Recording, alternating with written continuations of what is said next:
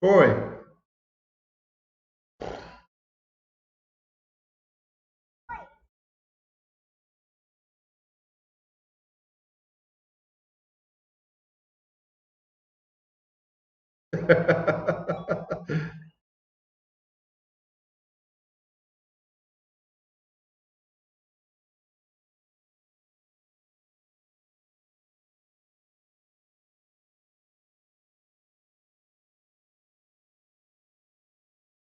Isso.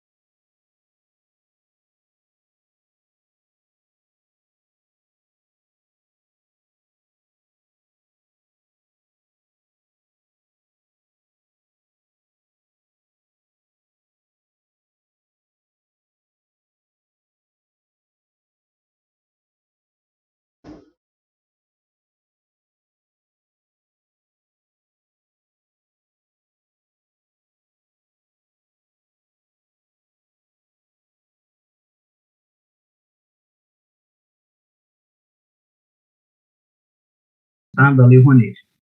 Na semana passada, a gente recebeu um e-mail, uma comunicação interna, é, informando que a partir do dia 23 de julho, que foi na sexta-feira passada, a gente não ia mais, eles iam fazer o descredenciamento nosso da plataforma, da onde que a gente faz a análise dos projetos, e que tinha que ser informado, olha a coisa ridícula, tinha que ser mandado um e-mail lá para o Ministério, eu falo Ministério por hábito, né?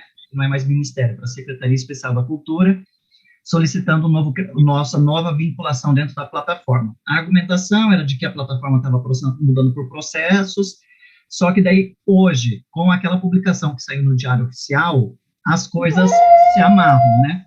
Porque eles fizeram o nosso descredenciamento exatamente porque a nossa desvinculação da plataforma, né, não é descredenciamento, mas eles fizeram a nossa desvinculação da plataforma exatamente para que a gente não tenha acesso aos projetos, né? Porque essa publicação que foi feita hoje, trocando em miúdos, é dizer que quem manda e desmanda na aprovação de projetos não são mais os pareceristas externos, mas sim o corpo técnico da Secretaria Especial da Cultura. Com as coisas que aconteceram recentemente, não sei se vocês acompanharam, né, aquele festival do interior de Minas Gerais, que sofreu a censura, né, é uma coisa que, enfim, não é novidade, né, gente? Os projetos, eles estão sendo, de certa forma, perseguidos.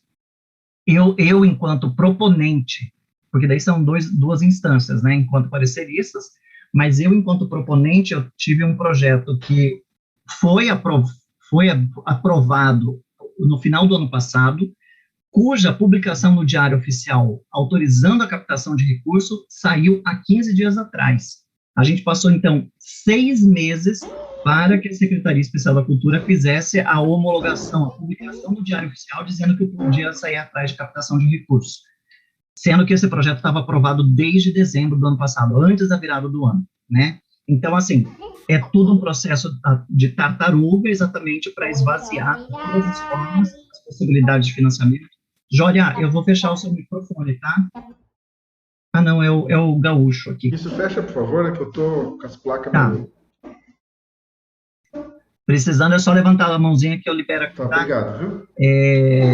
E, e uma outra coisa, não sei se vocês chegaram a ver hoje também, foi publicado hoje que o governo, o relator do orçamento do próximo ano, o governo já tinha proposto um corte de 30% no orçamento da renúncia fiscal para a Lei Rouanet, e o relator do orçamento do ano que vem, o senador X lá, que eu nem lembro o nome do cara, está propondo que o orçamento a renúncia fiscal para a Lei Rouanet seja de 200. É bizarro quando comparado de que nós já chegamos a 2 bi a renúncia fiscal para a Lei Rouanet, né?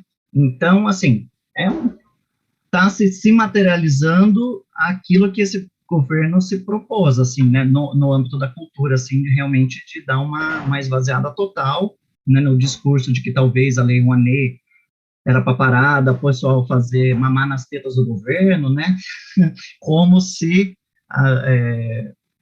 enfim, eu também tenho críticas, inclusive, sobre a Lei Rouanet, né, mas não é você cortando a produção conforme está sendo proposta que você vai mudar a realidade, né? A lei ela precisa ser mudada no seu escopo, né? Porque a decisão de a quem investir ou qual projeto ser investido não compete ao governo, compete aos departamentos de marketing das empresas, né? Porque pensando, né, quando vem todas aquelas críticas não fundamentadas com a Lei Rouanet, né, os artistas estão mamando na teta do governo, em termos, quais são os 3 requisitos básicos? Acho que agora eu já posso começar até entrando um pouquinho, né, sobre a lei. Qual é o requisito básico para você poder apresentar um projeto cultural? São 3. Você ser brasileiro, nato ou naturalizado, ser maior de 18 anos, no caso pessoa física, e ser constituído juridicamente, no caso pessoa jurídica, e comprovar atuações no meio cultural, artístico-cultural, né? Então, são 3 requisitos muito simples. Então, a partir desses requisitos, eu posso pleitear recursos. Eu submeto a minha proposta, eu tenho bastante tranquilidade em dizer que um projeto só é reprovado na Lei Rouanet se ele estiver muito fora da casinha mesmo, só se ele não tiver, o cara está muito viajado na maionese, porque a gente também tem que levar em consideração que o Brasil é um país continental com diferenças múltiplas, né, regionais, de valores, né, valores financeiros eu me refiro. Então, quando um projeto chega para nossa análise, enquanto parecerista, a gente nunca vai entrar, até então, né, porque a gente está vendo que agora isso passa a ser uma realidade, mas a gente nunca faz uma análise com relação à natureza da proposta. A gente percebe se a proposta, né, ela não é no mérito artístico, né? A gente faz uma análise enquanto coerência entre aquilo que o proponente está falando, que está se propondo a fazer, e daí a gente analisa algumas coisas. Pois bem, ele está falando que vai fazer determinada coisa em determinado tempo, e para isso ele precisa de determinada grana. A gente começa a fazer uma relação entre isso. Assim, nossa, será que ele consegue fazer tudo isso dentro desse tempo que ele está propondo? Ou tudo que ele está falando, esse dinheiro é muito ou esse dinheiro é pouco? Porque daí talvez o pessoal, né? Às vezes a gente pega situações pelo contrário, em que o valor solicitado fala assim, gente, mas fazer esse projeto com esse recurso, eu estou entrando num campo de talvez fase de marginalização do trabalho ou uma não remuneração adequada dos profissionais que vão estar envolvidos na proposta, né, naquele projeto cultural. Então, em termos de análise de um projeto cultural, ele é muito a partir dessa coerência. E nunca a gente pode avaliar pela subjetividade. Então, acho que aqui é um outro ponto bastante importante na escrita de um projeto, não só no caso da Lei Rouanet, mas na escrita de qualquer projeto. A gente nunca pode analisar pela subjetividade. Às vezes, a gente, como proponente, isso para nós está muito claro. mas só que a gente precisa deixar isso registrado no papel ou no sistema, no caso da Lei Rouanet, né? Porque se isso não fica registrado, eu, enquanto parecerista, eu não posso ficar assim, mas eu acho que ele está considerando essa informação, eu acho que ele sabe disso. Se a pessoa não diz, eu não posso dizer que ela sabe, né? Por isso que, então, a gente nunca pode analisar pela subjetividade. Não por menos que durante a fase de análise de um projeto, a gente tem aquela possibilidade da gente promover diligências ao proponente, assim, olha, estou analisando, né, estamos na fase de análise do seu projeto, você diz isso, mas só que em determinado lugar essa informação ela não casa, ou está faltando uma complementação, então a gente tem essa possibilidade de fazer essa complementação, solicitação de complementação de informação, para que a gente possa emitir um parecer pautado não mais na não informação, né, na não informação da informação, né? Então, eu acabei de analisar, há 15 dias atrás, um projeto que ele dizia, só para vocês terem um exemplo, né? Ele dizia que, porque os recursos de acessibilidade agora, né, de uns 4 anos para cá, passa a ser obrigatório, né? Eu tenho que prever recursos de acessibilidade.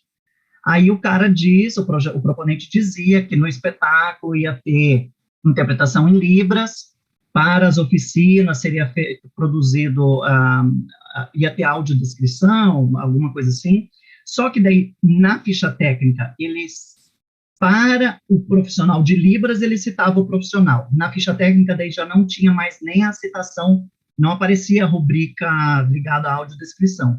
E quando chegava no orçamento, ele não previa recurso para nenhum dos dois. Daí veio a diligência, falou assim, olha, você cita que, enquanto recurso de acessibilidade X, com relação à ficha técnica, você já não menciona, então, quem vai ser, mesmo que você não tenha definido nesse momento, você precisaria ter incluído essa informação lá, e no financeiro isso não está materializado. Então, a pergunta é, como que o projeto irá remunerar os profissionais que farão acessibilidade? Porque agora é uma obrigatoriedade ter isso. Aí ele me responde, na diligência, assim, nós vamos retirar isso dos custos administrativos. Aí a gente foi obrigado a promover uma segunda diligência, falou assim, olha, o escopo da lei não permite a utilização de recursos administrativos para custeio de atividades do projeto, né? Ela é despesas administrativas. Eu contratar alguém para fazer Libras não é uma despesa administrativa, é uma atividade que o projeto está demandando, né, que eu preciso fazer. Enfim, é só para dizer que nesse trâmite, então, existe essa possibilidade de comunicação e a gente ir dirimindo todas essas dúvidas para que a gente possa emitir um parecer muito mais próximo da realidade. Pois bem, tem essa aprovação, eu vou explicar já os mecanismos, né, toda a tramitação, mas tem-se, então, a aprovação de uma indicação, né, porque os pareceristas, eles fazem uma indicação de parecer que é encaminhado para a CNIC, né, que é o Conselho Nacional de Incentivo Cultural, que até o ano passado se reunia uma vez por mês. A última reunião foi no mês de março, porque a Secretaria Especial da Cultura não promoveu a composição da nova CNIC, e quem está ditando a aprovação final ou não dos projetos é o próprio Secretaria Especial da Cultura, no chamado ad referendo, né, que é uma atribuição, então, que é o secretário nacional lá, que está fazendo, o secretário, na verdade, de incentivo cultural, que está fazendo a aprovação ou não dos projetos culturais. Tendo isso uma vez aprovado o projeto cultural na Lei Rouanet, não significa nada, porque sai simplesmente um papel no Diário Oficial dizendo que você pode estar apto a captar, e é aí que entra a grande questão, né, da Lei Rouanet, né, porque daí eu tenho que fazer um outro convencimento com as empresas de que aquele projeto é importante não somente para mim, ou não somente para minha organização cultural, mas é importante para a sociedade e, querendo ou não, daí a gente tem que virar marqueteiro, né? Porque daí a gente tem que tentar criar estratégias de convencimento do porquê que aquela empresa tem que patrocinar esse projeto, colocar recursos nesse projeto. E daí vem as grandes questões, né? se eu sou, eu sempre gosto de usar um exemplo assim, eu tenho um projeto de a criação de um espetáculo de teatro, e eu digo que esse projeto vai ter no elenco, ou esse projeto ou vai ter no elenco a Fernanda Montenegro. Aí, e vai me custar, sei lá, 300 mil reais para montar esse espetáculo.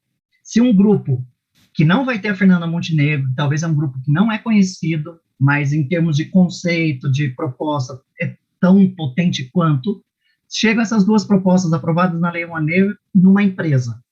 Aí não tem ninguém famoso, entre aspas, e outro tem o Fernanda Montenegro. Óbvio que é o mesmo recurso, né? Então, a empresa, pensando numa projeção que a marca dela poderá ter, ela opta pela patrocínio do projeto que tem a Fernanda Montenegro envolvida. E é aí que, então, está o problema, porque daí sempre, então, quem é famoso é que vai conseguir acessar os recursos da lei, né? Eu já tive projetos captados na Lei Rouanet, por sorte, que é uma coisa que a gente não tem na realidade desse momento, infelizmente, que são projetos que foram patrocinados por estatais, mas as estatais também faziam um processo de chamamento, de abertura de inscrições, né? Então, eu já tive projetos patrocinados pela Petrobras, por exemplo, né? Então, tinha um processo muito amplo lá, também transparente, de inscrição dentro dos editais da Petrobras, que eram selecionados, e daí, automaticamente, então, ele patrocinava com recursos da Lei Rouanet. Mas de ser uma coisa direta, eu tive lá em Alta Floresta, eu consegui um patrocínio também para o Teatro Experimental de uma rede de supermercados. Mas por quê? Era uma rede cuja sede era na cidade. Então, Alta Floresta tem 60 mil habitantes. Então, você consegue encontrar o dono de uma rede de supermercados que tem no estado inteiro no bar da esquina tomando uma cerveja, né? Daí você conhece a pessoa, você chega lá, você conversa, tanto que eu lembro que a primeira vez que eu fui falar nisso, uma pessoa muito simples, já é falecido, por sinal, ele pegou e falou assim, comecei a explicar, né? Ele falou assim, vixe, pode parar, que eu não entendo nada disso, deixa eu trazer o meu contador. Então, aí que estou trazendo esse exemplo, já que a Jória comentou que não é uma realidade que nunca conseguiram captar, ou não é uma realidade muito forte aí, o trabalho que tem que ser feito como sugestão é um trabalho muito de formiguinha, e, sobretudo, nas primeiras vezes, não é de convencimento para o empresariado local, é um convencimento do contador. Porque os contadores, gente, são assim, o dono de uma empresa confia muito no que o contador diz, que se isso vai dar problema para a empresa, se isso vai gerar mais imposto, sabe? Se o contador falar assim, não, isso é tranquilo, a gente já tem mais de meio caminho andado. O outro meio do caminho é mostrar que, para a empresa, não faz sentido ela não patrocinar um projeto cultural. Daí eu fui por duas frentes, nesse caso dessa rede de supermercado. Então eu cheguei, falei assim, não, deixa eu chamar o contador aqui. Ele pegou, ligou para o telefone lá, veio o contadorzinho ali na sala. Aí eu comecei a falar, né, que a gente tinha um projeto aprovado na lei, que a gente agora estava em busca, então, das empresas para patrocinar, tal. Daí o contador falou, não, eu já mais ou menos eu sei como funciona a lei, a gente faz um aporte de recurso e isso é abatido do imposto de renda, né? Eu falei assim, exatamente. O dono do supermercado chamava Ney. Eu falei assim, Ney, vamos trazer para a realidade. Se você patrocina esse projeto cultural, é um dinheiro que, ao invés de você pagar um imposto para o governo federal, que vai entrar no caixa do governo, e a gente nunca vai conseguir mensurar o quanto desse dinheiro vai voltar para a Alta Floresta em investimento. Agora, se você patrocina esse projeto, você conhece todo mundo que trabalha nesse projeto, pensa que nós vamos trazer pessoas, era para um festival, a gente está trazendo pessoas de fora de Alta Floresta, vamos precisar contratar hotel, restaurante, vamos pagar a galera que está trabalhando, e agora vamos fazer uma análise muito rapidamente. O restaurante X, ele é cliente de vocês aqui do supermercado? Dele, é cliente meu. Assim, pois bem, então a gente vai contratar o serviço do restaurante, que é onde que ele compra os insumos do restaurante? Aqui na sua empresa. Você me vê com frequência aqui no seu mercado, assim como o Ronaldo, a Angélica, barará, barará. Ou seja, quando eu receber o meu cachê, parte desse meu cachê eu vou gastar aqui na sua empresa. Então, eu comecei a mostrar para ele o seguinte sentido, que fazer um investimento para um projeto na cidade, eu ia gerar fomentar a economia local, que no final das contas, rapidamente, aquele dinheiro estaria na mão dele de novo. Então, uma outra estratégia, quando a gente vai falar com um possível patrocinador, é também mostrar para ele, tentar, obviamente, né, levando para esse modo uma conversa um pouco mais leve, é mostrar para ele que, rapidamente, isso, de certa forma, é importante para o nosso projeto, é importante, sobretudo, para a cidade, mas vai ser importante também para ele, porque já a grana, ele também vai ser beneficiado por uma grana que é dele. E um segundo benefício, que daí acho que é isso que é importante ser reforçado, ele ganha toda uma comunicação, uma divulgação, de forma totalmente gratuita, né? A Lei Rouanet é isso, ou seja, todas as empresas, a gente pega aí, sei lá, Itaú patrocina Rock in Rio. Mano, o Itaú não patrocina nada do Rock in Rio. Quem patrocina Rock in Rio é cada um cidadão brasileiro que paga o seu imposto e que é depois revertida em renúncia fiscal.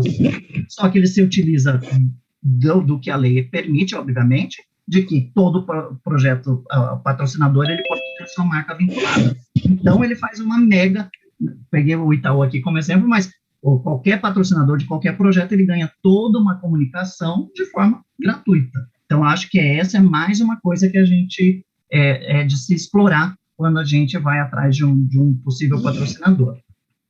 Eu estou falando de empresas, mas uma outra fonte de possibilidade também são as pessoas físicas, né? Eu sou do Mato Grosso e sei que Rondônia, tanto Rondônia quanto Mato Grosso, tem um monte de fazendeiro. Aí é um outro canal, porque, por exemplo, essas pessoas, por mais que soneguem imposto, que a gente sabe que sonegam, eles, de certa forma, eles pagam um pouquinho de imposto de renda, e esse pouquinho, para nós, geralmente é muita grana, né? As empresas, elas podem patrocinar o equivalente a 4% do imposto de renda devido. Aí também a gente já começa a entrar numa, assim, gente, né? As pessoas têm que pagar muito imposto de renda, ou as empresas têm que pagar muito imposto de renda. E no caso de pessoa física, esse percentual é de 6% do imposto de renda devido. Então, vamos fazer uma continha bem básica aqui, bem simples. Então, eu, Júnior Secom, vou pagar de imposto de renda, tenho que pagar para o governo R$1.000 de imposto de renda. A lei, eu posso utilizar para renúncia fiscal 6% desses 1.000, ou seja, eu posso patrocinar com abatimento fiscal R$60 desses 1.000. Tudo bem que eu posso patrocinar R$100 para um projeto cultural aprovado na Lei Rouanet.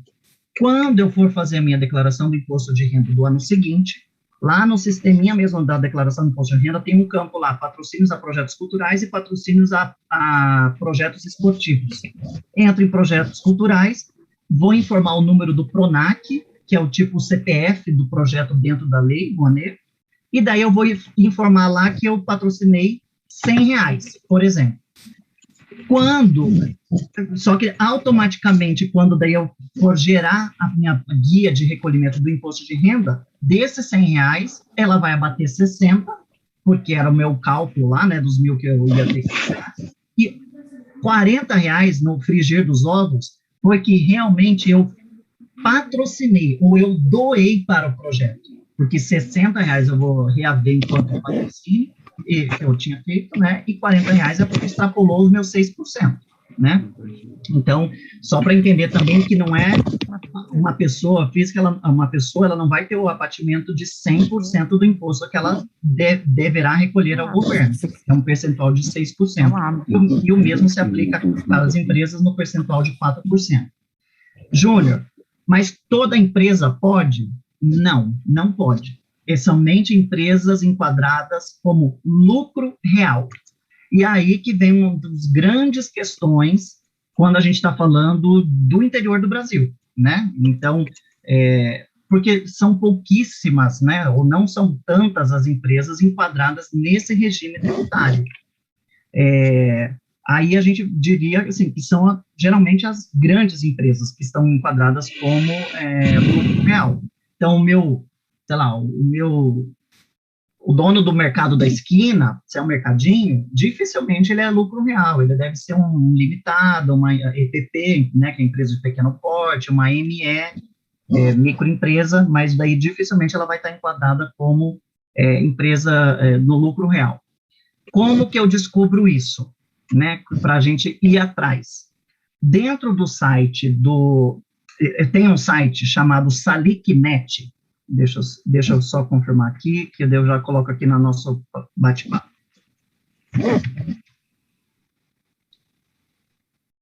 Ixi.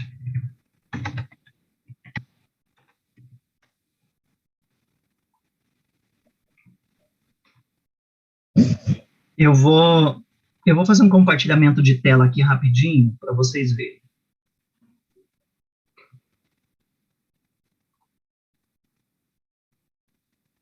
Vocês estão vendo a tela? Sim? Beleza. Eu vou colocar, eu já coloco esse link lá no nosso bate-papo aqui para vocês salvarem. Mas aqui, ó, eu consigo ver quais são os projetos patrocinados ou os proponentes que estão, que já fizeram doação para projetos culturais em qualquer região do país. Então, vamos aqui, por exemplo, uma curiosidade de projetos patrocinados. E a gente pega aqui o ano passado, e vou colocar Rondônia, e colocar Porto Velho.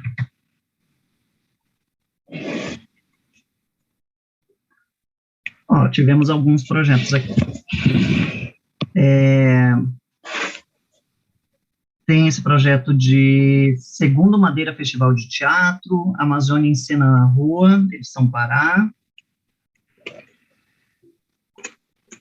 Ampliação do projeto de social Orquestra Vila Lobos, ou seja, foram 3 projetos aqui, 4 projetos que tiveram patrocínio ano passado, e com isso, a gente consegue visualizar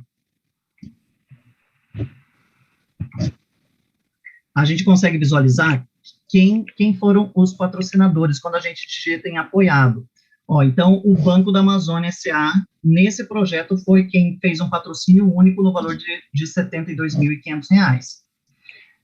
Por que aqui pode ser um caminho de busca para a gente visualizar quem patrocina? Porque daí, com isso, se uma empresa já patrocinou um projeto, ela tem uma predisposição em patrocinar.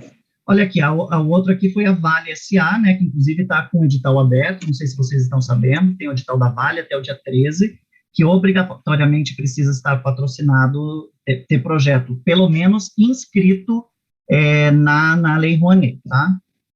Vale destacar, por exemplo, que um projeto, ele depende que eu não preciso estar... o meu patrocinador, obrigatoriamente, não precisa estar no meu estado. A Lei Rouanet é uma lei federal, então eu posso estar em Rondônia e ter um patrocinador de São Paulo, sei lá, seja lá de onde for. Quando a gente trabalha com patrocínio, né, que a gente busca patrocínios de pessoas físicas, eu tenho até um exemplo, não sei se vocês seguem o pessoal, mas o Clowns de Shakespeare, que é um grupo de teatro do Rio Grande do Norte, tem uns 3 ou 4 anos atrás, eles fizeram uma campanha, né, que eles tinham um projeto, eles estavam para terminar o prazo de captações, e eles não tinham conseguido captar todo o recurso, e daí eles fizeram uma campanha mesmo, assim, olha a pessoa física, podem patrocinando aqui com 50 a 100 reais, o que vocês quiserem, para fazer abatimento do imposto de renda, porque daí eles fizeram uma campanha pelo volume, né, eles tiveram centenas e centenas de pessoas que patrocinaram, e quando eu vou juntando 100 reais, 200 reais, barará, barará, e no final das contas eu consigo ter um montante que talvez contemple a minha necessidade. Um projeto cultural aprovado, necessariamente eu posso começar a fazer uma execução dele quando eu atinjo 20% do valor captado, né? Então, sem esse montante, eu não consigo operacionalizar. quando eu tenho um projeto aprovado, são abertas, a Secretaria de Especial da Cultura abre duas contas, uma chamada conta captação e uma conta de livre movimentação. A conta captação é onde todos os meus patrocínios vão ser depositados, né? Quando eu atinjo, antigamente era isso, né? Eu tinha uma aprovação, eu captava até 20%, solicitava a utilização desse recurso e começava a executar. Hoje é diferente, né? Tem uns 2 anos que mudou um pouquinho essa regra, que é, eu submeto a minha proposta, eu tenho uma primeira autorização de captação, isso é feito pelos servidores do próprio Ministério, da própria Secretaria. Com essa publicação, eu vou em busca de patrocínio. Quando eu atinjo 10% da captação, aí sim, esse projeto chega para os pareceristas. Aí sim que o projeto é enviado para os pareceristas. A gente emite o parecer lá, passa pela CNIC, e essa aprovação prévia que tinha sido feita pelo Ministério, ela é, sancionada, ela é ratificada, né? E a partir de então, eu posso continuar captando até, de novo, chegar no percentual de 20%. Se a minha captação já de cara, ela foi de 20%, maravilha, porque eu vou ter, então, a submissão do projeto para análise dos pareceristas, vai ter o parecer emitido, aprovação, possivelmente, e daí sim eu já posso começar a executar, a implementar, né, operacionalizar esse recurso. A captação, ela é permitida, ela é para o ano fiscal, então vamos supor que eu vou submeter um projeto agora, tem aprovação, essa autorização está até o dia 31 de dezembro deste ano, ele tem uma aprovação para o ano fiscal, só que daí eu posso, hoje já tem um sisteminha lá, quando você inscreve um projeto que você vai selecionar, que é prorrogação automática, porque daí automaticamente no dia 1º de janeiro, né, nos primeiros dias do ano, é publicada é feita uma nova publicação no Diário Oficial com a prorrogação da captação de recurso para mais um ano fiscal. Então, a lei permite 2 anos fiscais como período de captação. Cheguei no final do ano que vem, que é quando está terminando o meu período de captação, porventura eu não tenha atingido essa percentual mínimo de utilização dos 20%, e eu tenha captado alguma coisinha, e se eu tiver uma visualização de uma captação breve, eu posso entrar com uma solicitação daí formal, argumentando, eu estou com 10% captado, mas eu tenho o potencial de captar mais tanto já em tal mês. Então, você faz uma argumentação, uma justificativa, é analisado pela Secretaria de Cultura, e daí eles fazem possivelmente uma terceira, né, uma terceira autorização de captação de recurso.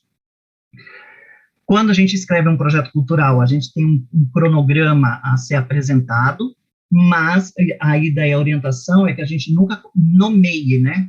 Não é que eu vou fazer, vou fazer uma atividade no mês de novembro de 2021, uma outra coisa em março de 2022. Não, a gente costuma dizer que a gente vai fazer no mês 1 ou no mês 4, barará, a gente dá títulos, numeração ao mês, e não nomeação, né? Exatamente porque a gente não sabe efetivamente quando que eu vou ter o aporte de recurso de um patrocinador. E isso já facilita a vida enquanto proponente, porque se eu coloco que vai ser em novembro de 2021 uma coisa, em maio de 2022 outra, e eu não executo nessa data, para eu executar, eu já tenho que entrar no SALIC, fazer uma justificativa, olha, eu coloquei que era novembro, mas eu não captei o recurso até novembro, então, o que eu ia fazer em novembro agora vai ser em X mês do ano tal. Então, pensando enquanto proponente, é já tentar diminuir esses serviços que a gente não precisa fazer se a gente fazer essa simples mudança. Em vez de nominar o mês, a gente colocar somente número, mês 1, mês 2, mês 3, e por aí vai. Durante o processo de inscrição na plataforma do Ministério, lá no SALIC, você manda, é chamado de proposta cultural, né? Você vai cadastrando, você envia uma proposta cultural para o Ministério. Aí, nessa análise feita pelos servidores da pasta, eles vão avaliar se você está nos enquadramentos corretos, se todas as informações mínimas foram informadas, E se nessa primeira análise tiver faltando alguma documentação, tiver faltando alguma coisa, a proposta volta para o proponente no sistema para que você possa arrumar, para você submeter de novo. Às vezes, esse processo pode ser de mais de uma vez, entre ida e vinda. Somente quando tudo estiver redondinho, o seu projeto passa a ser um PRONAC, que é o tal do, como se fosse um CPF do projeto, porque é nesse momento que você, então, tem a publicação no Diário Oficial, que o teu projeto, literalmente, é um projeto e não mais simplesmente uma proposta, né? Então, tem essas duas denominações. Uau, eu acho que de um panorama geral, assim, para a gente começar a nossa prosa, eu acho que é por aí, mas eu acho que agora eu queria ver vocês também, o que vocês têm de dúvida, o que vocês têm de curiosidade. Não é que eu seja o expert no assunto, mas eu acho que dá para a gente trocar algumas figurinhas.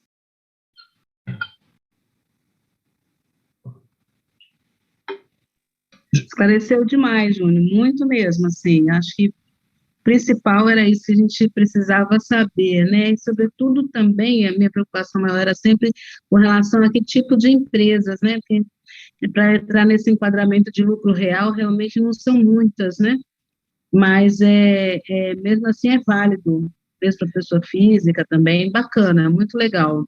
Joia.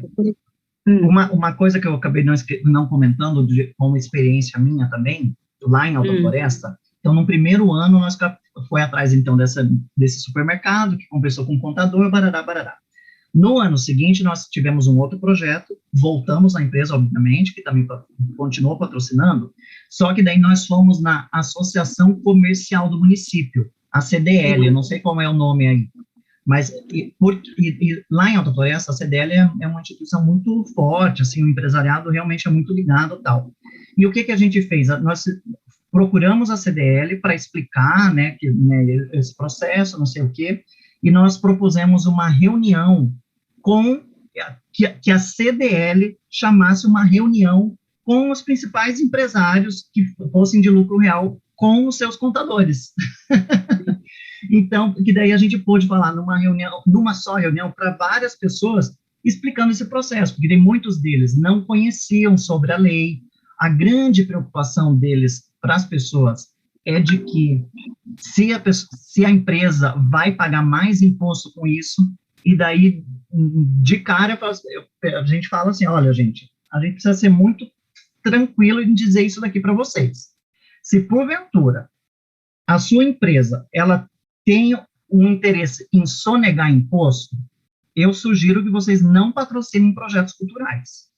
Porque quando eu sonego imposto, eu estou omitindo informações para o governo federal em termos de impostos, né? Então, você daí patrocinar um projeto cultural, isso abre brecha de que talvez nesses cruzamentos de dados entre receita e tal, pode ser que isso venha a ser abrir os olhos para a receita. Agora, se a sua empresa trabalha direitinho, não tem o que se preocupar. A lei é muito clara, ela faz uma renúncia fiscal. Em vez de você pagar ao governo aquele imposto que é devido, você vai investir num projeto cultural e você vai ter o abatimento de 4% deste imposto devido. Então, se você opera dentro da legalidade, não tem que se preocupar, né? Então, essa sempre, geralmente, é a principal coisa, assim, né, a principal dúvida. Se vai primeiro, se vai gerar mais impostos, ou se vai gerar um volume de trabalho extra para a empresa, que, na verdade, não tem trabalho algum, né? Simplesmente, a empresa faz um depósito na conta captação, o proponente emite um documento, né, que é chamado recibo de mecenato, literalmente é um recibo feito no Word, lá tem um padrão, obviamente, né, que você tira do próprio site lá da secretaria, preenche as informações. Este recibo é um documento, então, fiscal, junto com a transferência, o comprovante de transferência, que o contador, quando for fazer o informe lá para a declaração do imposto de renda, ele vai inserir isso dentro do sistema lá da declaração do imposto de renda. Este é o trabalho. Não gera outro, sei lá, né? Não tem um serviço adicional para a empresa de forma alguma, né? Ed, quer falar alguma coisinha? Tá fechado o microfone ainda. Deixa eu tentar desmutar aqui.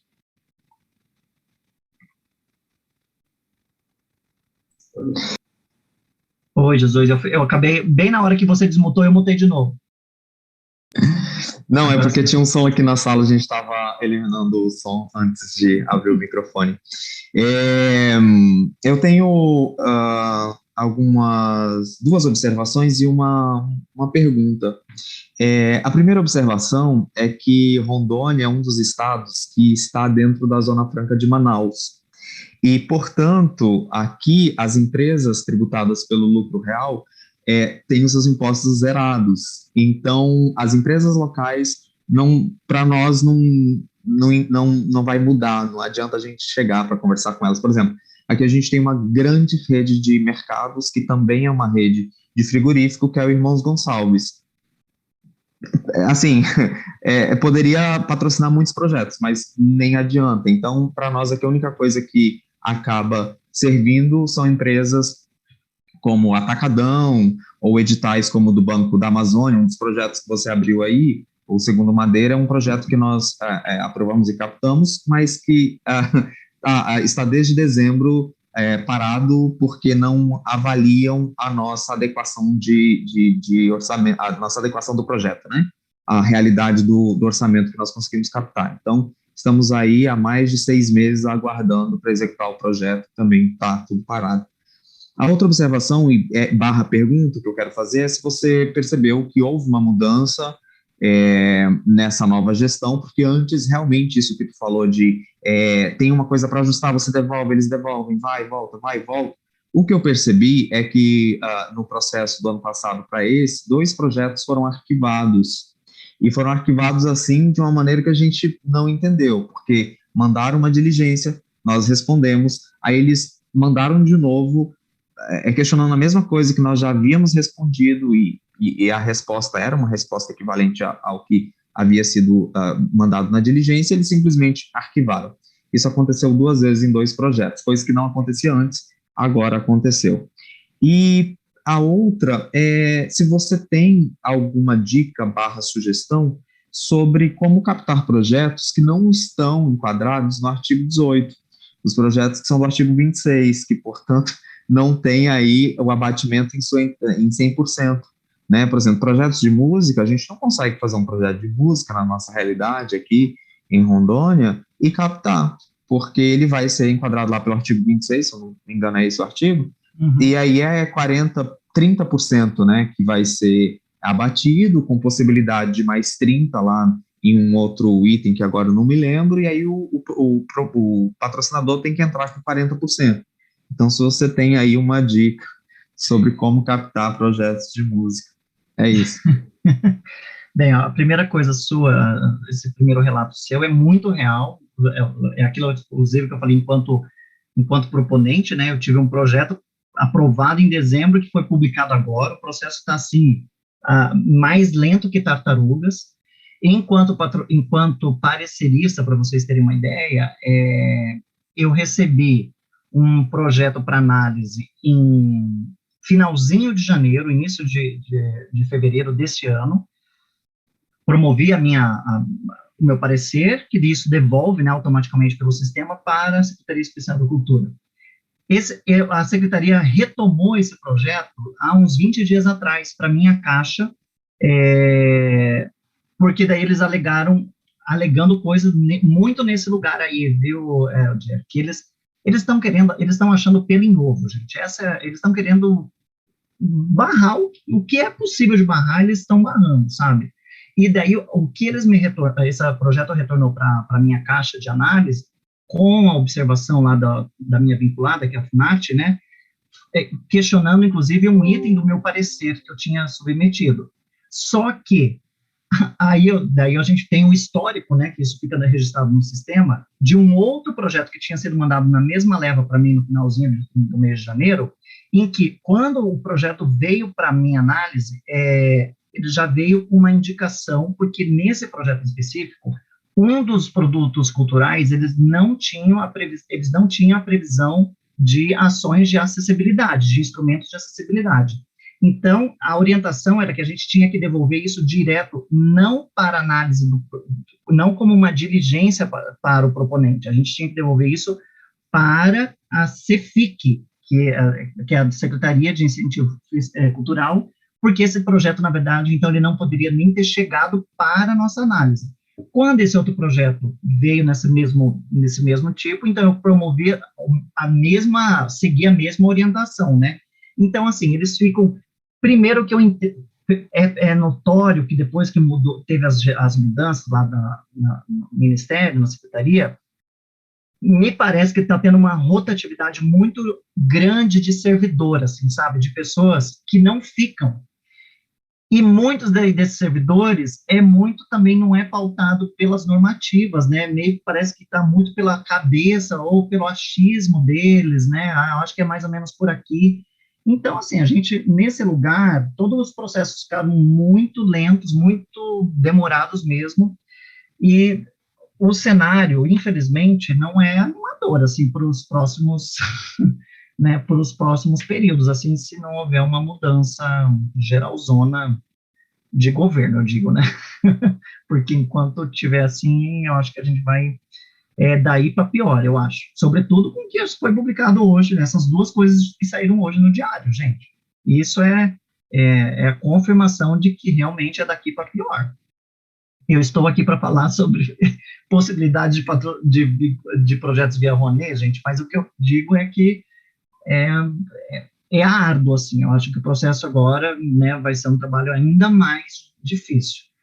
Sim, os estados da Amazônia, a grande maioria deles tem esse lugar das empresas serem isentas, né, por causa de serem da zona, né, de impostos, livres de impostos, e daí, linkando isso com a sua última pergunta, se eu tenho uma sugestão, seria pelo convencimento né, para além daquilo que a gente já sabe fazer, né, da importância do projeto cultural, pensando para a sociedade, onde que aquela empresa faz a atuação dela, né, mas, assim, eu, sinceramente, do meu círculo mais próximo, assim, eu não conheço nenhum projeto que tenha captado no artigo 26.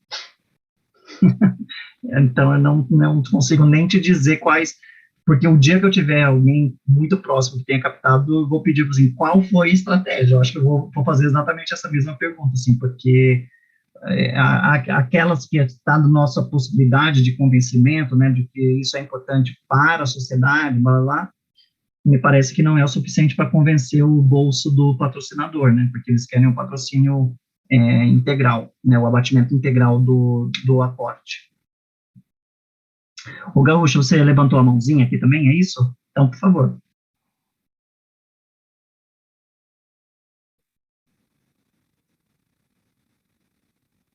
Tá tudo certo. Tá, beleza. Tá.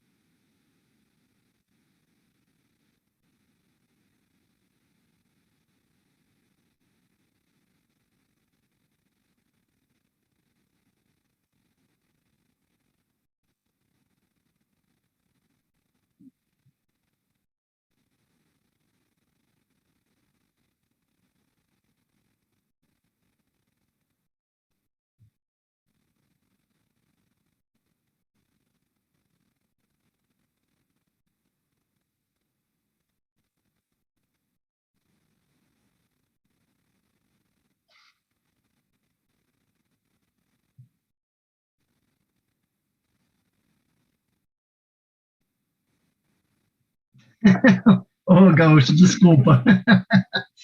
Mas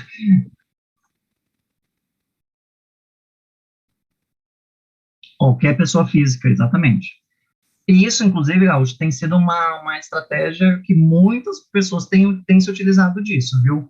Porque pessoa física, no final das contas, né, agora que talvez vai ter essa mudança aí da correção da tabela do imposto de renda, que, né, mas o que acontece é que o, por pior que talvez só não recolha hoje imposto de renda quem recebe realmente um salário mínimo, né?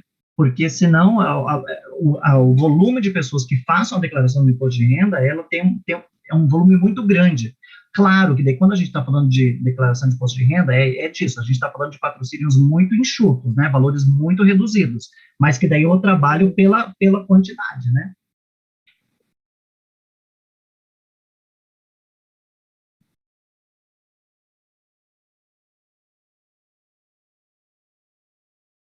Super.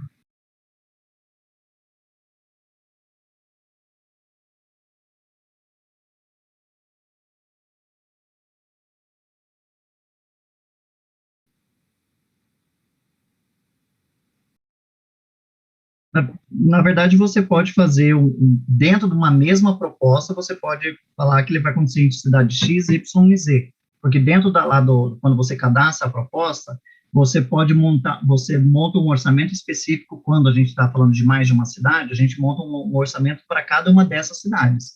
Nesse caso em específico, se partir para esse lugar, é o mesmo proponente executando em mais de uma cidade. O caso, a ideia a ideia é que em cada cidade seja feito por uma pessoa em específico. Nesse caso, daí o projeto tem que ser feito o cadastramento e aprovação de vários projetos, entendeu? Ainda que seja o mesmo.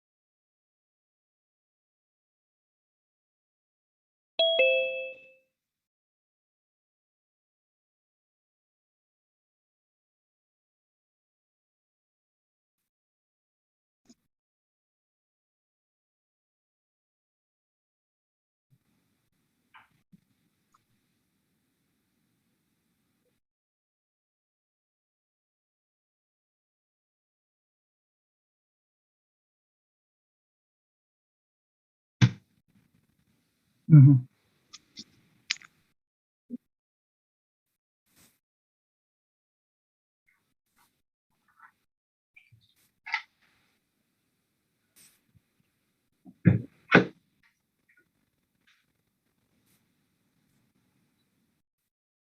uhum.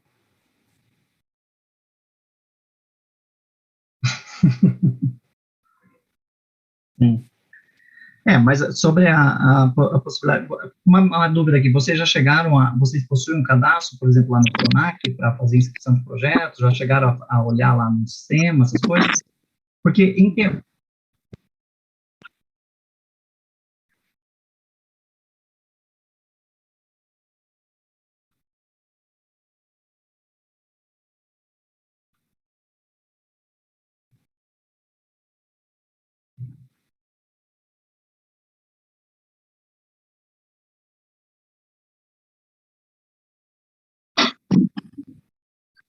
tá, beleza.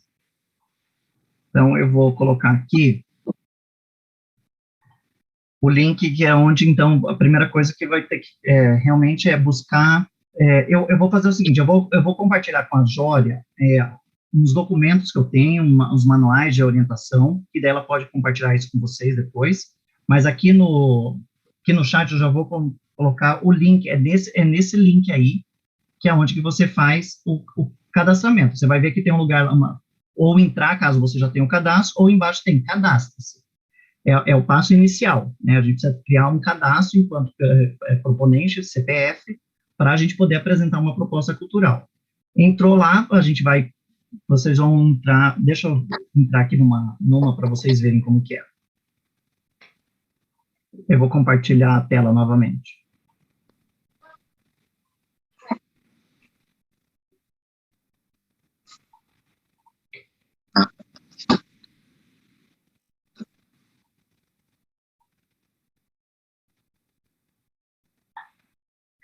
Então, aqui, né, caso você não tenha o cadastro, vai clicar aqui em cadastro para fazer o cadastro.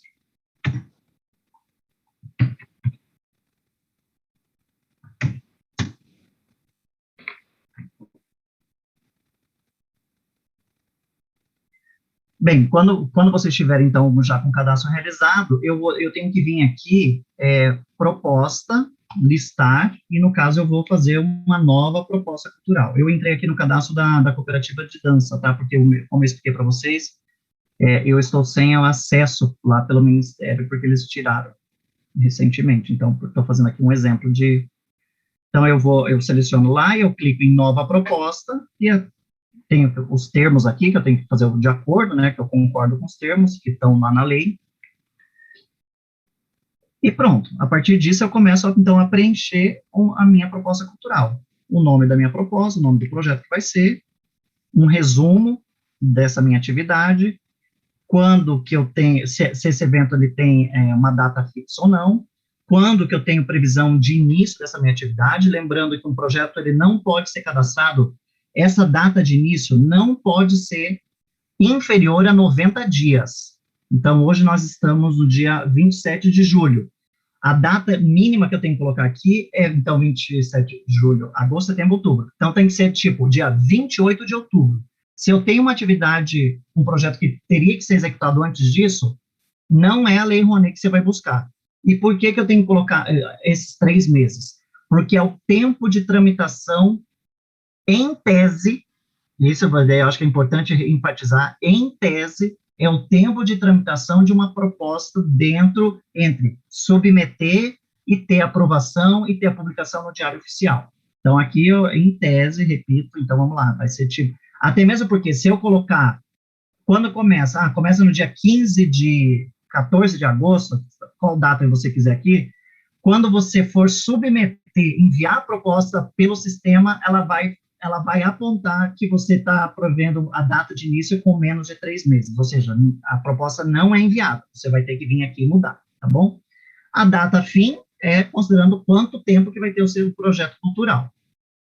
Aí eu começo a preencher os campos, ó. Então aqui os objetivos, eu tenho que preencher quais são esses meus objetivos, a justificativa, e depois disso eu salvo. Eu vou colocar qualquer coisa aqui só para a gente passar, para a gente poder passar.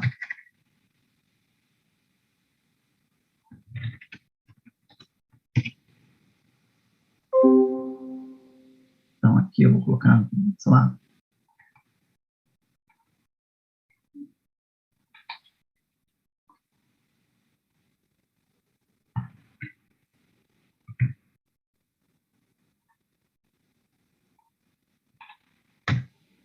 Aqui, sim, aqui, vocês viram, aqui eu tenho que... Qual agência bancária? Ela tem que ser uma agência do Banco do Brasil, e daí é o número da agência que você tem relações. Mas eu não sou cliente do Banco do Brasil, então você descubra qual agência é mais perto da sua casa. Por quê? Como eu disse para você, são 2 contas abertas quando o seu projeto é aprovado, uma conta captação e uma conta movimentação. Quem abre essas contas é a Secretaria de Cultura no seu nome. Então, quando você teve o projeto aprovado, quem abre é ele, você simplesmente tem que ir na agência que você vai indicar aqui para ir assinar a documentação. porque a conta já vai estar aberta. Tentamos salvar aqui.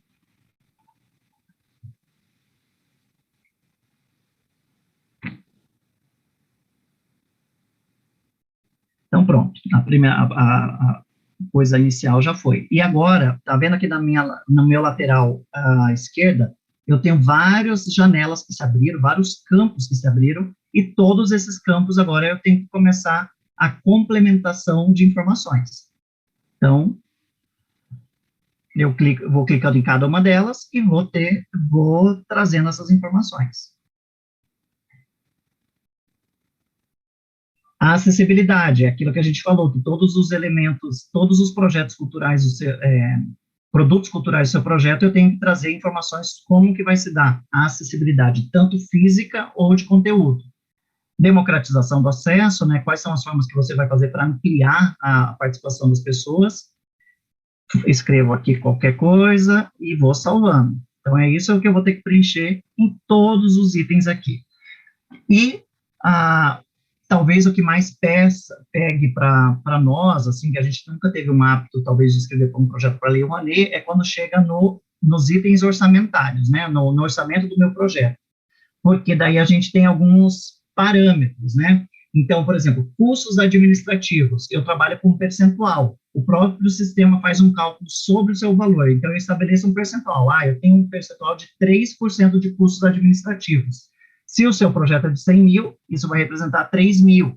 Então, é mais ou menos aquilo que você já sabe que a tua instituição tem de custos administrativos mensalmente, ou a sua empresa, caso você cadastre uma empresa aqui para ser o proponente. Custos administrativos, quando se tratar de pessoa física também, você pode, que são os necessários para você manter essa sua atividade. Aqui não tem... É exatamente esse item aqui que eu falei que, então, eu tenho material que eu vou encaminhar para a Jória e compartilhar com vocês, porque senão aqui, daí sim, daí a gente ia precisar de muito tempo para eu ir detalhando específico de cada um deles. Mas eu acho que como sugestão, ainda que não tenha interesse de submeter uma proposta na Lei Rouanet, mas vale se cadastrar aqui para dar uma forçada, porque eu sempre costumo dizer que essa estrutura aqui, ela é muito, muito próxima a qualquer outro tipo de estrutura de participação de um edital, escrita de um projeto para um edital, né? Então, vocês vão perceber que, no final das contas, ela se dá de uma maneira orgânica. Quando eu preencho todas as informações, eu venho nesse campo aqui, que eu vou encaminhar essa minha proposta ao MINC, que até hoje eles chamam de MINC, né?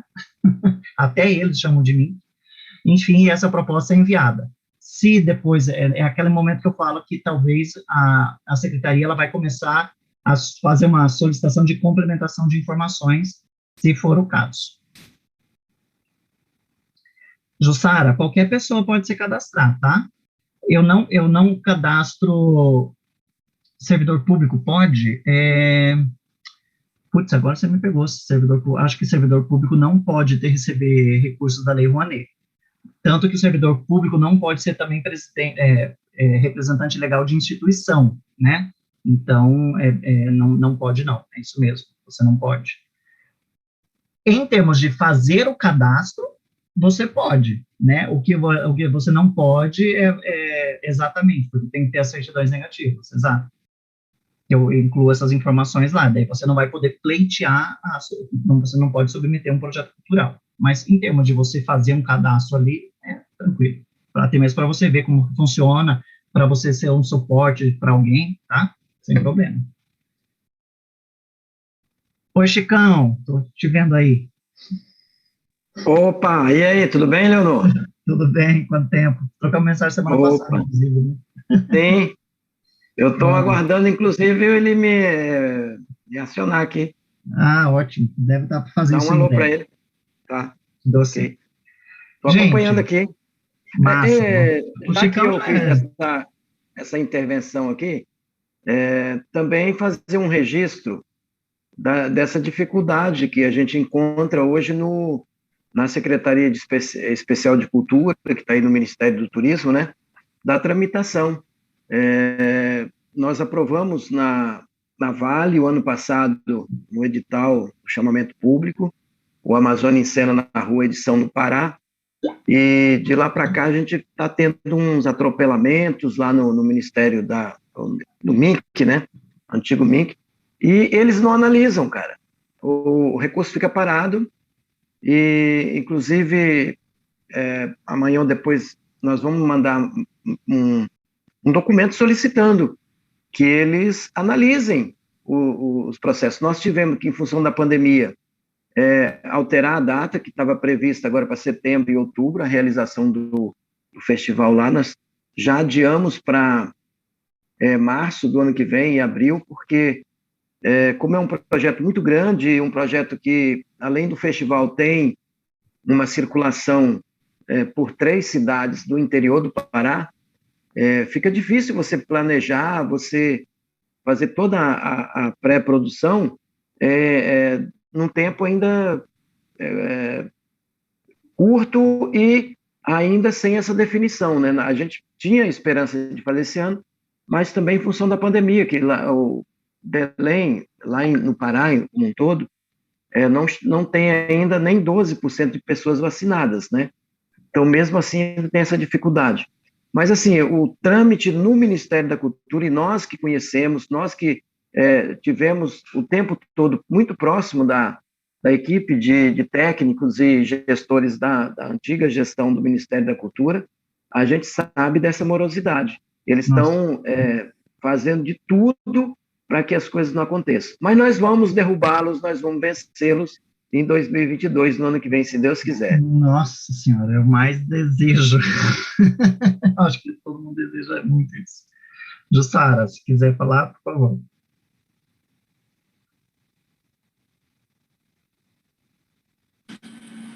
Oi, boa noite, estão me ouvindo? Sim. Desculpa, eu entrei um pouco atrasada e a minha dúvida é a seguinte, sobre o financiador, né, não sei se é esse o nome que dá para quem utiliza seu imposto de renda para direcionar para a cultura, sendo pessoa física, se pode ser mais de um, porque, assim, eu conheço várias pessoas aqui que têm que pagar, às vezes, 15 mil por ano, o outro 20, o outro 8, o outro, sabe? Que daria, se pode ser mais de uma pessoa para poder angariar o fundo para formar o orçamento do projeto. Pode sim, e inclusive eu posso fazer um misto, eu posso ter no mesmo projeto, eu posso ter patrocínios de pessoas físicas e pessoas jurídicas, e em ambos os casos eu posso ter várias empresas patrocinando e várias pessoas patrocinando. Só lembrando, por exemplo, você citou valores, né, pagam 15 mil, pagam 8 mil. Lembrando que a gente tratou isso aqui, a pessoa ela tem um abatimento, no caso de pessoa física, de 6% do imposto devido. Então, se ela paga 10 mil de imposto, ela pode investir num projeto cultural, no caso, R$600. Esses R$600, ela vai ter o abatimento do imposto de renda. Se ela patrocinar, vamos supor que ela tenha 10 mil de imposto de renda a pagar, e ela patrocina R$1.000 para o seu projeto, ela vai ter o abatimento de R$600, que corresponde a 6% dos 10 mil, mais os 400 da diferença é como se ela tivesse realmente doado para o seu projeto, tá bom? Então, então não é integral, né? Não é o valor integral, não. Para pessoas físicas, é 6% do imposto devido, e para pessoas jurídicas, para empresas, é 4% do imposto devido. Ok. Não entendi. Obrigada pela informação. Imagina, e por isso que nesse caso, quando a gente trata de pessoa física, claro que tem gente muitíssimo rica, né, que paga muito imposto, mas a grande realidade é que a gente precisa de realmente várias pessoas, né, patrocinando, porque vai ser isso, patrocínios de R$200, cento e poucos reais, R$500, porque daí eu vou somando esses, é igual, né, galinha enche o papo com um pouquinho mesmo, eu vou juntando esses vários pouquinhos para compor o orçamento do meu projeto.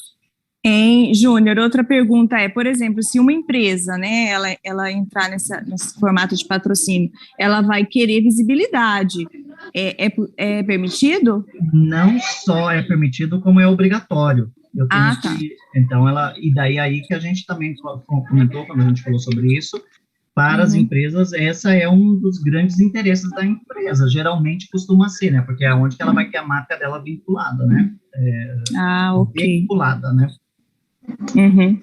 Ok, muito obrigada, viu? Desculpa perguntar o que já foi dito, porque eu cheguei um pouco atrasada. Tá tranquilo, sem problema. Júlio, Oi. uma outra questão também é importante a gente frisar que todo essas doações, esse patrocínio precisa passar pela conta de captação, porque se não passar por lá também não adianta nada. Não adianta você apresentar uns recibinhos de qualquer jeito e depois exigir, né? Então tem que passar pela conta de captação, né? Isso é importante as pessoas Muito bem saberem. pontuado, Chicão, isso é verdade, viu, gente? Então, eu tenho meu vizinho aqui, o meu amigo que vai patrocinar o projeto, massa, mas lembrando que esse patrocínio, ele não vai poder entregar esse dinheiro vivo na sua mão, porque, né, e nem na sua conta bancária pessoal, ele tem que ser depositado na conta de captação do projeto, que são aquelas, uma das duas contas que eu mencionei para vocês, que são abertas assim que o projeto é aprovado, até mesmo porque a gente só pode, frisando mais uma vez a informação, né, a gente só tem acesso, a gente só pode começar a mexer realmente no dinheiro do projeto quando atinge 20% do valor, quando a gente capta 20% do valor do projeto. Se o meu projeto, portanto, é de 50 mil reais, eu só vou poder começar a mexer no dinheiro quando eu captar 10 mil, que corresponde a 20% desses 50, tá bom?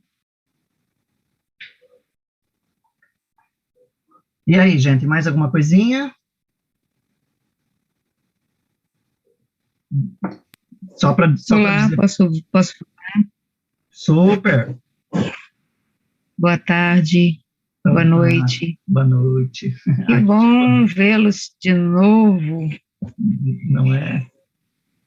Gente, pela minha pequena experiência, o investidor, pessoa física, não faz muita questão de aparecer, não. E uma coisa que eu acho que poderia funcionar, exatamente porque o investidor, pessoa física, não gosta de aparecer, uma coisa que me ocorreu é que talvez um escritório de contabilidade desses grandes, que tem muitos clientes, pudesse ser um canal, né, para um coletivo que, através de um contador, reunisse pessoas afins e que muitas vezes não querem aparecer porque também não estão querendo dar muita satisfação, né, do que ganha, do que não ganha. Isso teve um exemplo que eu vi numa das aulas que eu fiz, que é de uma patrocinadora pessoa física, assim, que são milhões que ela investe, são milhões que ela investe. Então, assim, ninguém faz conta mais do quanto ela ganha, mas ela não aparece, ninguém sabe nem quem é, só que é uma mulher, lá de São Paulo. Então, ela é até usada nas aulas, em algumas aulas, não vou lembrar exatamente qual que ela foi usada como referência.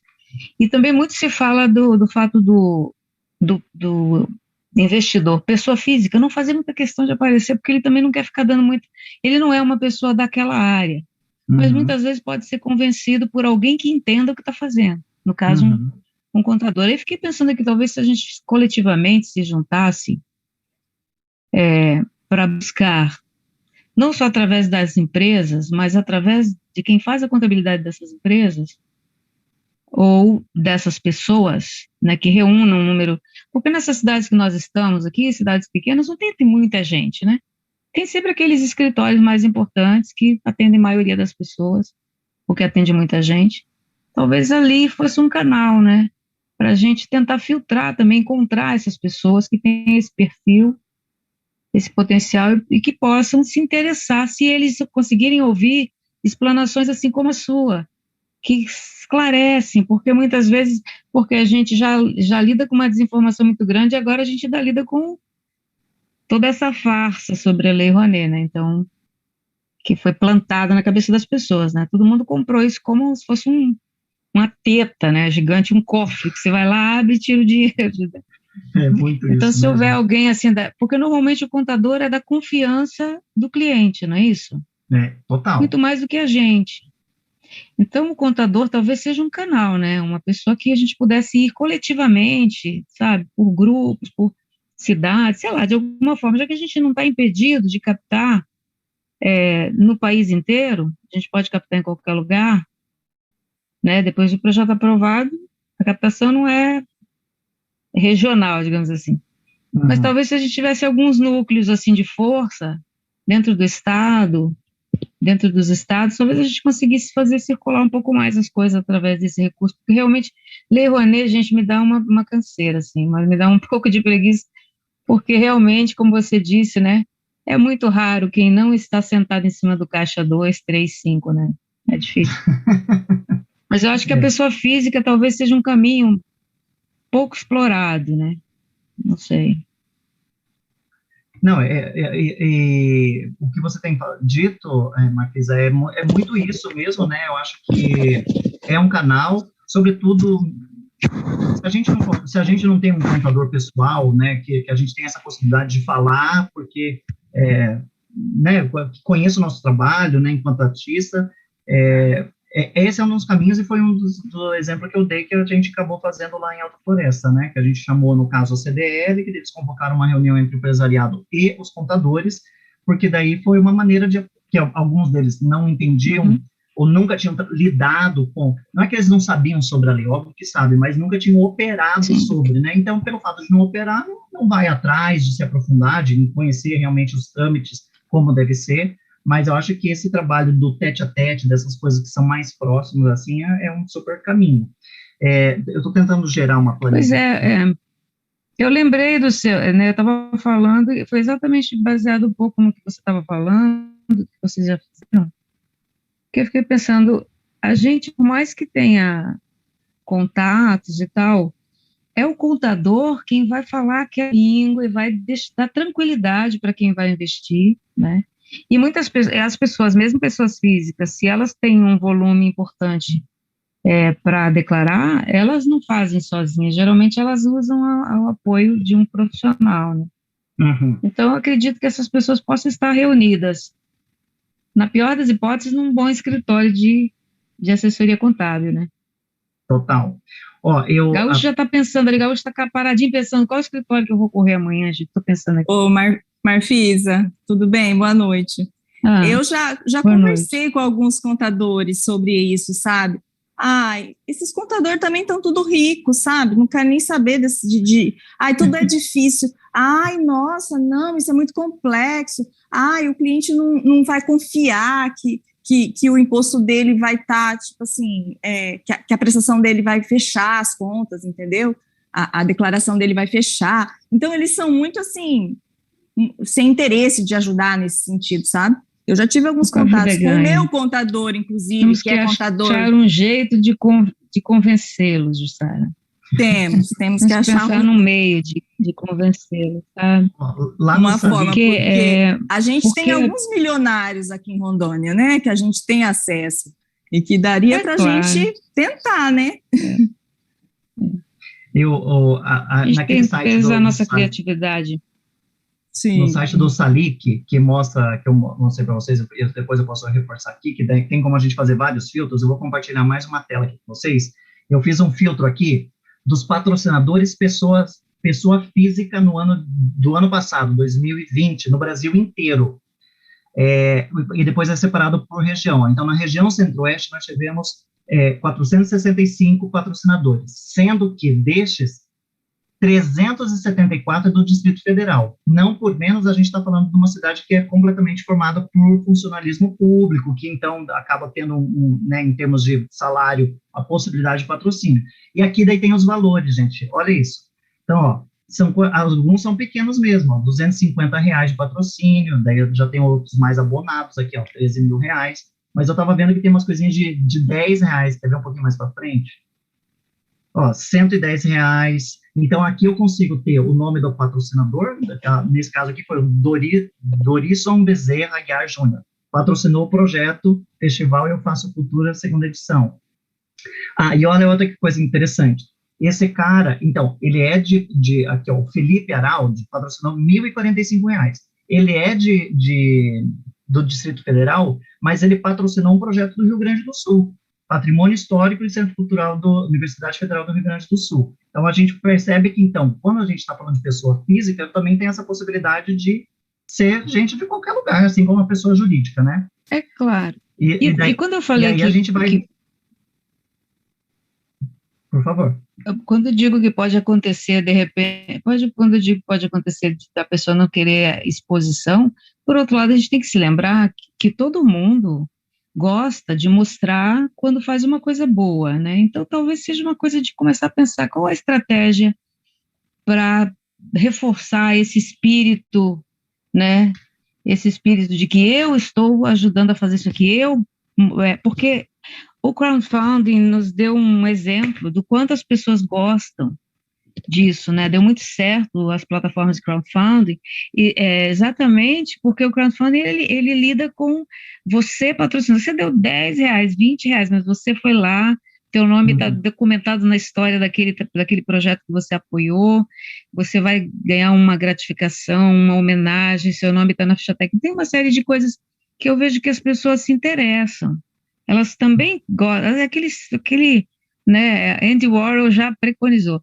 Então, assim, só que agora isso está muito mais rápido, ninguém mais tem 15 minutos para perder, né, um reels de 15 segundos, mas talvez seja esse um caminho também de dar visibilidade para quem quer visibilidade, mesmo, não sei, estou aqui conjecturando, tá, gente? Estou pensando junto, que realmente é um assunto difícil. Né? É isso, mas é muito isso. E daí a gente tem os abonados mesmo, né? Olha isso aqui, esse cara patrocinou aqui, ó, R$100 mil, uma pessoa física. Então, mano, uma pessoa só patrocina um projeto inteiro, né? Queremos o nome, endereço, telefone dele. E você sabe que tudo isso consegue, né? Você sabe que, por exemplo, então, com esse nome aqui lá, no Salic, eu vou lá na parte de incentivador, eu tenho... Tá tudo lá. Eu tenho pelo menos o e-mail, né? O e-mail e o telefone do patrocinador. Ou seja, isso também é um processo de investigação, de falar assim, olha, né, eu tenho esse tal projeto, meio que é um trabalho, gente, né? É uma busca de um patrocínio, né? Isso envolve.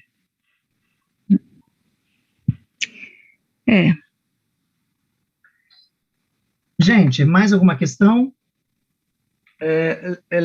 Eleonor, eu vou falar só mais uma questão aqui, que, por exemplo, eu, há um tempo atrás, eu fui sondado, né, a pessoa me ligou, lá do interior de São Paulo, pedindo se a gente tinha ainda resto a captar de um projeto nosso, porque eles queriam fazer esse patrocínio e tal, e tinha que ser um grupo aqui do Norte, aquela coisa toda. Então, falar para as pessoas da importância de ter projetos inscritos na lei, porque muitas vezes o patrocinador ele quer de imediato ali que tem esse projeto, né? Então, é bom sempre a gente manter ali projetos inscrito lá, que fica, né? Mesmo que você não consiga captar. Eu já fiz vários projetos, não consegui captar, tive a hombridade de pedir baixa deles, né? Principalmente projeto na área de formação, que é muito difícil você captar. Porque imagina, se a gente organiza um festival que a gente coloca durante uma semana 50 mil pessoas, ou não acha patrocinador, você imagina uma oficina, ou 2 oficinas, ou 3 oficinas que reúne aí 20 pessoas, 30 pessoas. Então, a gente está com esses projetos inscritos também. Uma das questões que eu acho que é importante dizer para as pessoas que é importante conhecer primeiro essa plataforma, dominar essa plataforma, né? Dominar, ler a coisa mais recomendada que eu acho que na lei de incentivo é a leitura de tudo que sai. Tem muitas portarias, muitas resoluções que saem, decretos, tal, é ler tudo, porque é um dinheiro público e muitas vezes na hora da execução, eu já executei alguns, você também já executou alguns, e você sabe das dificuldades, quando a gente vai prestar conta, as dificuldades que todos esses processos, e a gente vai aprendendo também, né, com o passar do tempo. Quando eu comecei a fazer uns projetos de circulação, principalmente aqueles que eram do edital da Petrobras, PR, quando eu vi a palavra agenciamento, eu falei assim, meu Deus do céu, o que é isso? Será que é um prostíbulo? Será que é um negócio? Eu não tinha ideia do que agenciamento é o que é permitido pela lei, né? Tem um KNAI na, na receita de atividades econômicas, onde a empresa pode fazer esse agenciamento de artista, tal, até para facilitar. Então, assim, muitas das experiências que nós tivemos dentro desses processos de circulação, por exemplo, transporte interno, que muitas vezes a pessoa pega um táxi, o táxi dá um recibo lá mal passado, e depois você não consegue comprovar. Então, é toda uma estrutura que você vai aprendendo, né? Você vai lidando com essa questão e vai aprendendo. Agora, não é um lugar também de muito conforto, né? Porque muitas vezes a pessoa pega o recurso e ele fala assim, eu vou me esbaldar, vou gastar, vou fazer tudo. Ele tem que sempre lembrar, é um recurso público, e tem os marcos regulatórios, tem a legislação para que cada um possa ali executar muito bem aquela tua ideia, aquele teu projeto, mas com responsabilidade. Então, eu queria só apontar essa questão, que é importante que as pessoas tenham os projetos lá aguardando a captação, porque muitas vezes aparece, né? Agora, por exemplo, a Vale lançou já a segunda chamada. Você precisa ter ou o projeto inscrito ou a proposta inscrita, né? Então, ficarem atento para isso, tá? Super, Chicão, eu concordo com você, assim, né, e sobretudo no momento da execução, né, eu acho que é um aprendizado. Eu lembro que da primeira projeto que eu, eu executei, né, era tudo muito medo, né, porque é isso, se você faz uma coisa errada também, você depois é penalizado essa penalização está na devolução do recurso, corrigido com juros e correção monetária do período, considerando que geralmente demora-se muito pela análise das prestações de contas, né, então é um momento de apreensão de fato, mas que daí, pautado nessas análises, dessas leituras normativas, isso vai dando uma certa tranquilidade também. O Gaúcho para todo mundo, na verdade, mandei aí um link, esse link é do próprio lado, né, da Secretaria de Cultura, que uma página específica sobre a Lei Rouanet. Ela traz várias informações, né, como faz o cadastramento de proposta, tal, então vale uma leitura disso daí, vasculhando nos vários links que tem na página, porque a gente der ali tem bastante informaçãozinha sobre a lei, tá? Repito que eu vou encaminhar para a Jória a documentação para ela, e dela repassa para vocês. Ou se vocês quiserem também escrever o e-mail aqui rapidinho de vocês, pode ser também, que daí quando eu mandar, eu mando para todo mundo de uma vez só. Também não tem problema nenhum fazer isso. E ver se porventura tem mais alguma questão, que a gente pode ir encaminhando para o encerramento do papo. Eu só queria ver se tu consegue mandar aquele link dos filtros, porque eu tenho acesso ao Versalic, quer dizer, o único caminho que eu consegui foi o Versalic, só que ele não tem esses filtros tão precisos quanto aquele que tu mostrou. Tá, é esse daqui, estou compartilhando.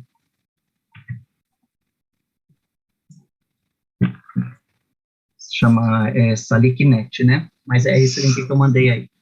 E daí lá tem os filtros, que eu posso ir por proponente, por incentivador, e daí eu vou selecionar, realmente vou fazendo filtros, vou descobrindo quais são os projetos que foram encaminhados, quais projetos que receberam captação de recurso, tem tudo, é bacana para a gente ter um panorama de como estão as coisas.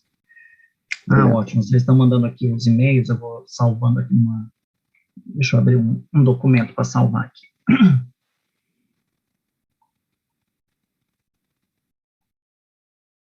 Eita, que travou meu computador.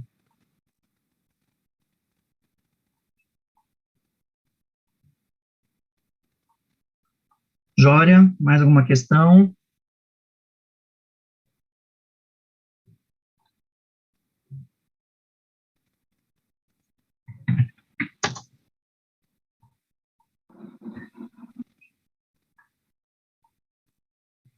Tá meio que travando aqui para mim. Tá ok para você aí, Júnior?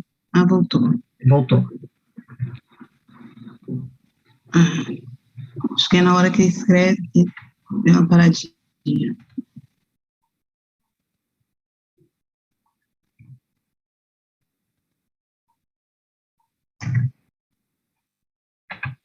55.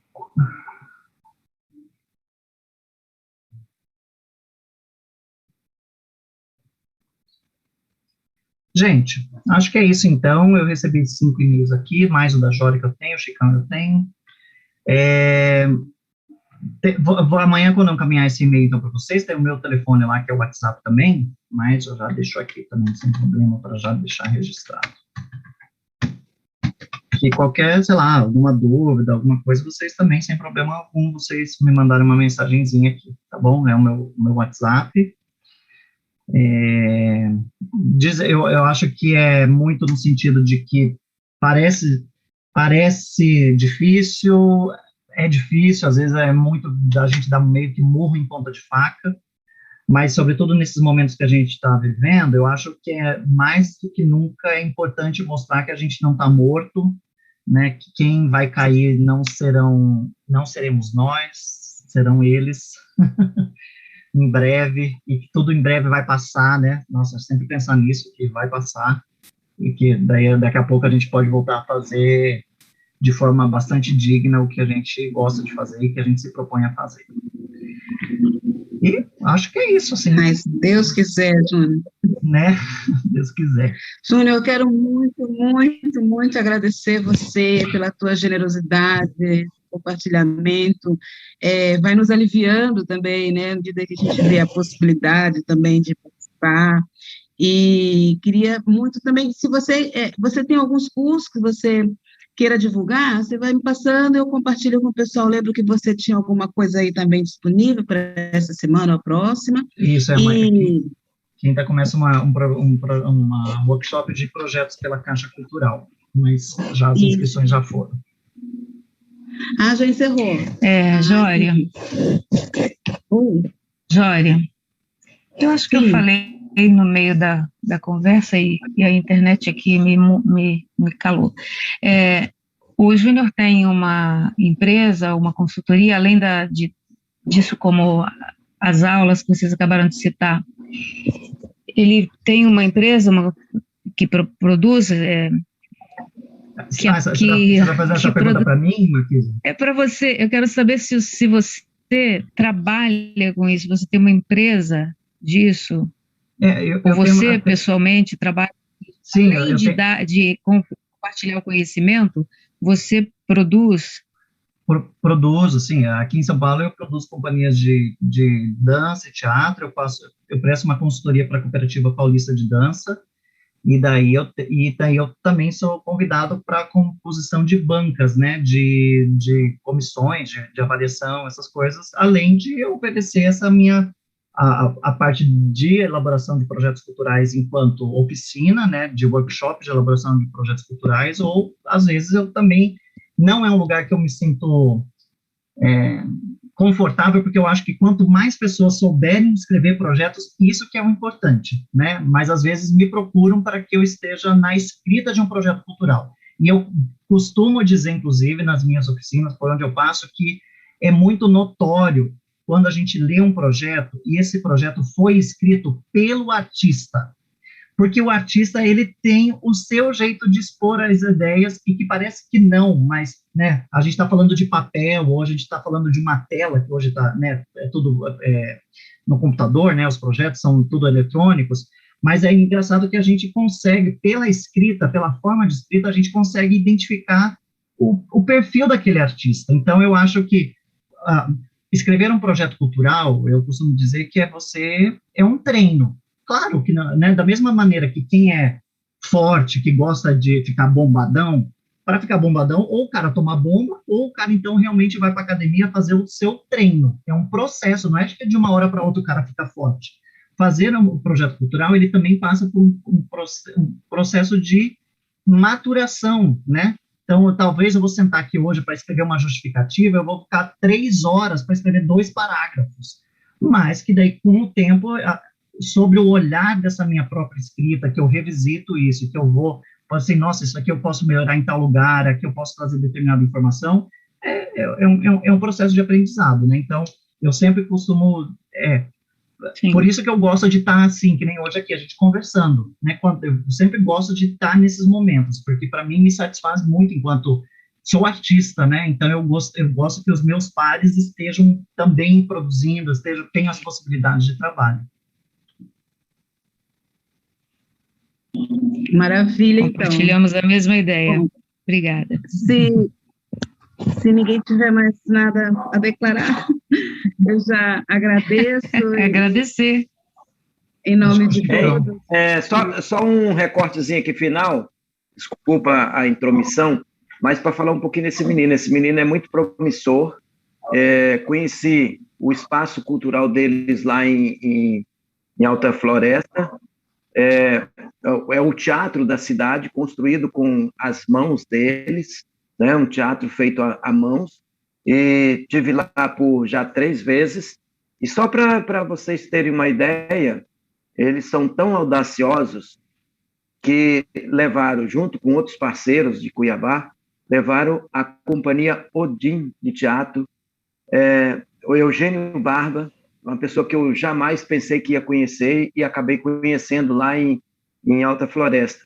Além de mestres, né, como pessoas ligadas a Grotowski, que faz um treinamento corporal muito bacana, e ele foi captado pela Cooperativa Paulista de Dança, eu posso dizer isso, que ele é meu amigo, para ir para São Paulo, mas ele não perdeu as raízes, né? Inclusive, nós estamos pré-selecionados para o festival que estão aguardando lá para fazer presencial, e nós estaremos lá, se Deus quiser, naquele teatro que eu adoro. Se Deus quiser. Então, só fazendo esse recorte, que esse menino, quem puder colar nele, que cole, que ele é o cara... Chega junto. E que tem uma experiência muito bacana.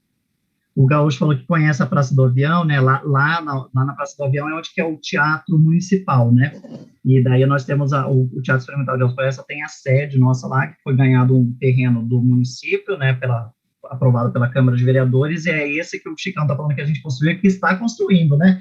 Vamos alguns anos ainda de construção até terminar o projeto original que a gente tem lá, mas é isso, é de muitas mãos. O grupo acabou de fazer 33 anos, então, ainda que demore mais 30 anos, vai estar lá bonitão um dia. Já é bonito, para nós é lindo, né? E Chicão, não só o Eugênio teve lá, que a última publicação, não sei se você sabe disso, o último livro que o Eugênio lançou, ele colocou uma foto da sede do Teatro Experimental no livro, e ele cita no livro a experiência que ele teve em Alta Floresta. Nós temos lá o livro escrito em inglês dessa publicação. Não é pouca coisa não, hein? Foi uma experiência incrível. É genial. Uau! Gente, a gente se acostumou, né? Incrível. A gente se acostumou... Fala, a gente se acostumou a quem está no Sudeste, quem está no Sul, no Sudeste, olhar para cá e dizer que nós estamos longe, né? Nossa, é longe, né?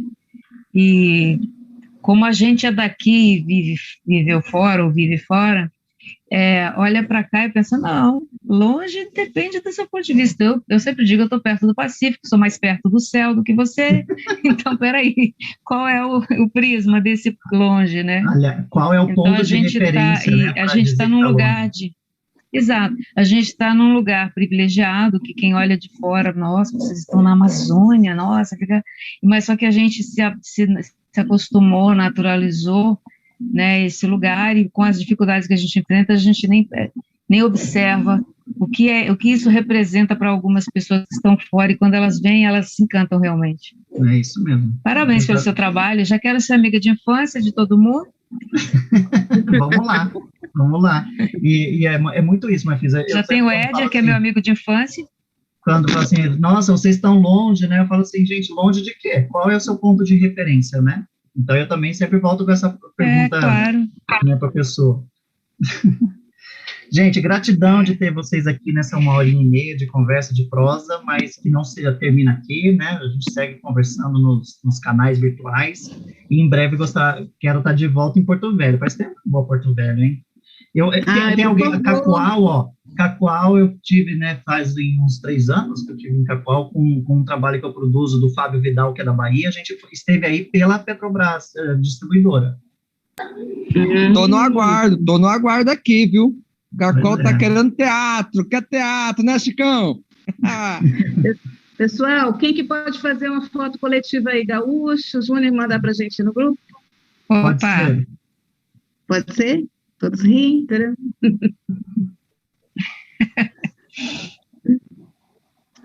Legal? Beleza. Alguém? Beleza? Então tá bom, Júnior, vamos deixá-lo aí também, porque já, né, deu o nosso tempo, e esperamos, quem sabe, né, uma próxima conversa, Júnior, e você aqui, com certeza. Obrigada Simbora. mais uma vez pela sua generosidade, viu? Você é muito fofo, lindo por dentro e por fora. Falou? Tá massa, gente. Uma boa noite para vocês aí. Nos encontramos. Beijo. Boa Tchau. noite. Obrigada, Beijo. pessoal. Até mais. tchau, Tchau. geral. Obrigada. Tchau.